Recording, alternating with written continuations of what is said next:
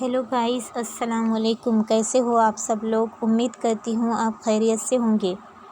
آج ہم رسول اللہ صلی اللہ علیہ وسلم کی ایک بہت خوبصورت حدیث کو آسان لفظوں میں سمجھیں گے۔ رسول اللہ صلی اللہ علیہ وسلم نے فرمایا، مسکین پر صدقہ کرنا صرف صدقہ ہے، لیکن رشتہ داروں پر صدقہ کرنا دو نیکیوں کا باعث ہے۔ ایک صدقہ ہے، دوسرا صلہ رحمی۔ اگر آپ کو یہ حدیث پسند آئی ہو یا دل کو لگی ہو تو ایک چھوٹا سا سپورٹ کیجئے، چینل کو سبسکرائب کر دیجئے تاکہ ایسی حدیث آپ تک پہنچتی رہے۔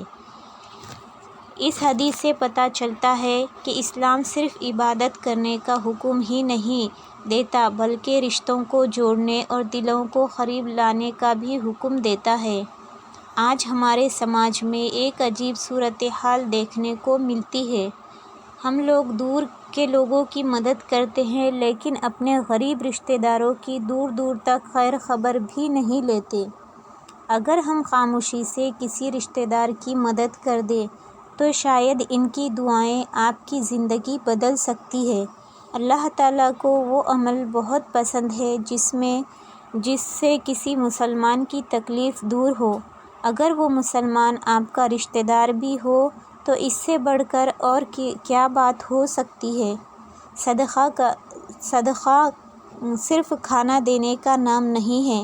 کسی بھوکے کو کھانا کھلانا، کسی بیمار کو دوائی خرید کر دینا، کسی غریب کے بچے کی فیس بھر دینا، کسی غریب کے بچوں کے لیے نئے کپڑے لا کر دینا، اور کبھی صرف محبت سے حال پوچھ لینا بھی بہت بڑی نیکی ہے۔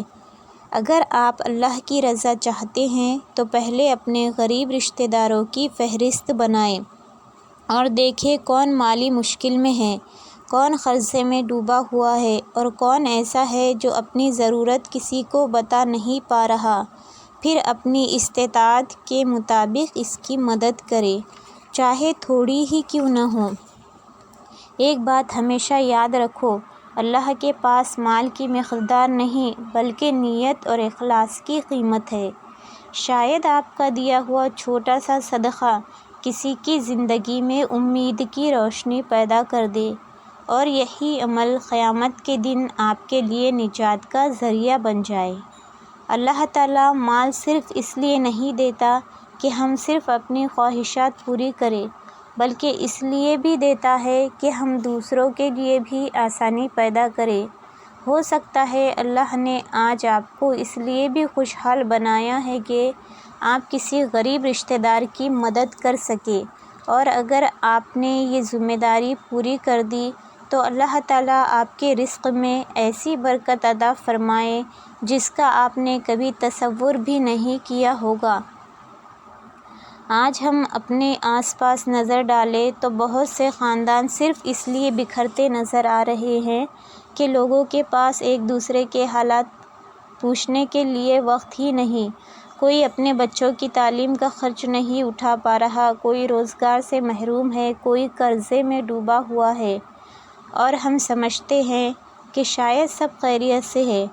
کبھی کبھی کسی کی خاموشی اس کی سب سے بڑی فریاد ہوتی ہے۔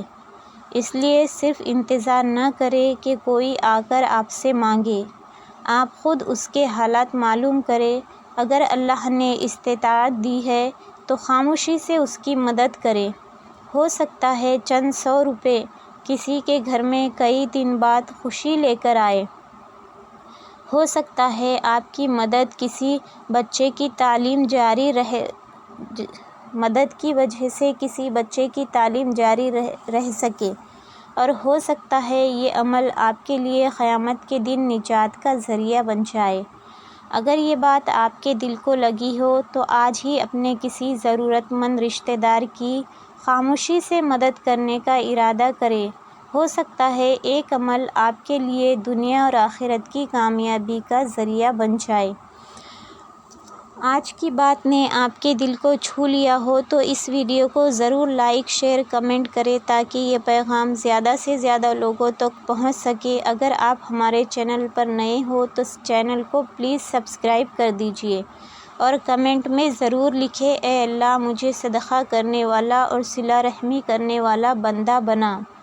ہو سکتا ہے آپ کا یہ ایک کمنٹ کسی دوسرے مسلمان کو بھی نیکی کی طرف راغب کر دے۔ اللہ تعالی ہم سب کو اپنی رضا کے لیے صدقہ کرنے اور اپنے رشتہ داروں کا حق ادا کرنے اور صلہ رحمی کرنے کی توفیق عطا فرمائے، آمین۔